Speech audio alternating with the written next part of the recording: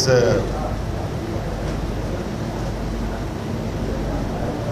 Press वार्ता का जो विषय है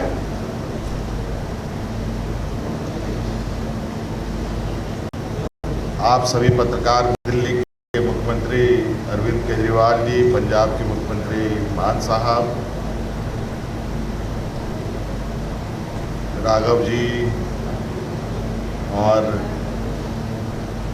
सभी आप पार्टी के जो सदस्यगण यहाँ उपस्थित हैं,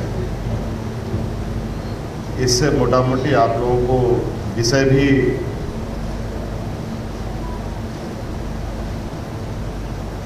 का भी आप लोग आकलन लगा पा रहे हैं कि आज किस विषय को लेकर यहाँ आए हैं। और मैं चाहूँगा कि इस विषय पर इन बातों को रखूँगा। सबसे पहले मैं झारखंड के ऑनरेबल सीएम हेमंत सोरेन जी का तहे दिल से शुक्रिया अदा करना चाहता हूं कि आज उन्होंने बहुत ही वार्म और अफेक्शनेट तरीके से हम लोगों को रिसीव किया, हमें मिलने का समय दिया, हमारे साथ बहुत लंबी चर्चा की।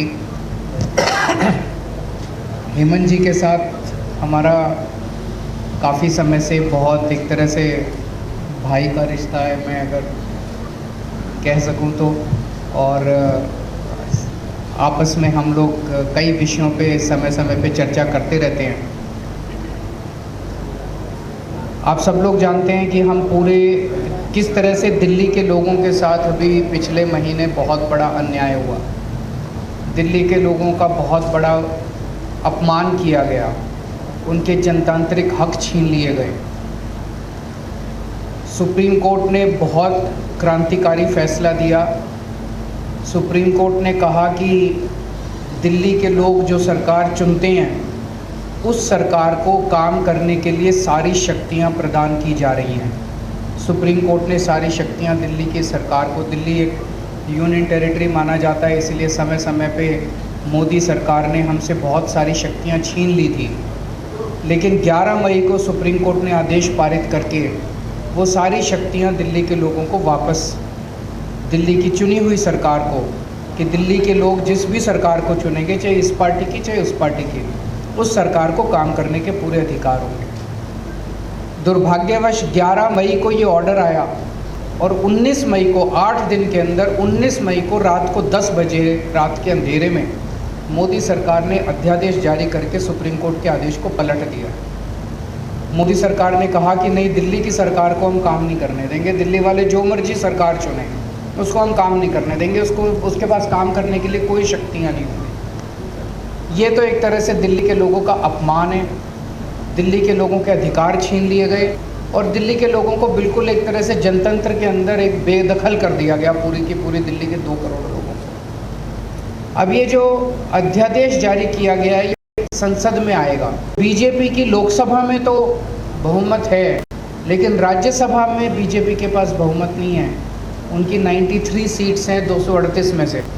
तो अगर नॉन बीजेपी सारी पार्टियां इकट्ठी हो जाएं तो इस अध्यादेश को हराया जा सकता है, इसको बिल को हराया जा सकता है। ये बात केवल दिल्ली की नहीं है, ये बात इस देश के जनतंत्र की है, फेडरल प्रिंसिपल्स की है। आज ये दिल्ली के लिए ऐसा अध्यादेश लाए हैं, कल ये ऐसा ही अध्यादेश झारखंड के लिए ला सकते हैं, राजस्थान के लिए ला सकते हैं, पंजाब के लिए ला सकते हैं, हरियाणा के लिए ला सकते हैं, तमिलनाडु के लिए ला सकते हैं। किसी भी राज्य के ऊपर कानून पास करके, अध्यादेश पास करके उसके हकों को छीना जा सकता है। ये तो एक तरह से देश की आज़ादी की बात है कि जनता सरकार चुनती है और सरकार के पास जनता के सपने पूरे करने के लिए, उनकी ज़रूरतों को पूरे करने के लिए सारे अधिकार होने चाहिए। ये एक तरह से संविधान के साथ छेड़छाड़ कर रहे हैं, संविधान के बेसिक मूल्यों के साथ छेड़छाड़ कर रहे हैं। हर हिंदुस्तानी का फ़र्ज़ है कि इस अध्यादेश का विरोध किया जाए। अभी हम पूरे देश भर में घूम रहे हैं और हमें सभी पार्टियों का बहुत अच्छा सहयोग मिला।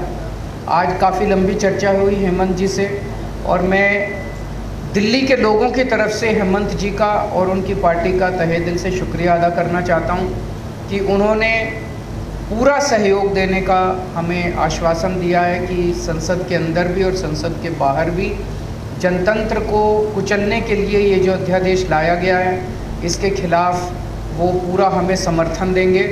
और दूसरी पार्टियों से भी मेरी सबसे अपील है, वैसे मैं सबसे जाके मिल रहा हूँ, सबका समर्थन भी मिल रहा है, लेकिन बाकी और अन्य पार्टियों से भी अपील है कि वो भी जन विरोधी, राष्ट्र विरोधी ये जो कानून है इसका विरोध करें। हेमंत जी से और मैं फिर से शुक्रिया अदा करता हूँ। एक तरह से झारखंड के लोगों का आज दिल्ली के लोगों को समर्थन मिला है, तो दिल्ली के लोग बहुत आभारी हैं हेमंत जी के भी, उनकी पार्टी के भी और झारखंड के लोगों के।